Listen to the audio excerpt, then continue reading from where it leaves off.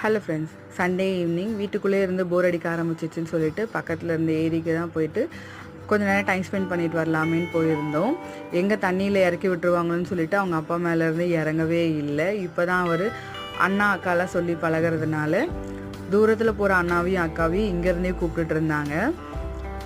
அப்புறம் அவங்க அப்பா ஓடி பிடிச்சலாம் விளையாடிட்டு இருந்தோம். அங்கே கொஞ்ச நேரம் டைம் ஸ்பெண்ட் பண்ணிவிட்டு அப்புறம் இருட்ட ஆரம்பித்தோன்னே அங்கேருந்து கிளம்பியாச்சு. அப்படியே பக்கத்தில் இருந்த பேக்கரிக்கு தான் போயிருந்தோம். அங்கே எனக்கு எக் பஃப் வாங்கிக்கிட்டேன். இங்கே ஹார்ட் இன் ஷேப்பில் டோனட் கிடைக்கும், செம்ம டேஸ்ட்டாக இருக்கும். குட்டி பையனுக்கும் அது ரொம்ப பிடிக்கும். எப்பயாவதுன்றதுனால தான் நானும் அவனுக்கு வாங்கி கொடுப்பேன்.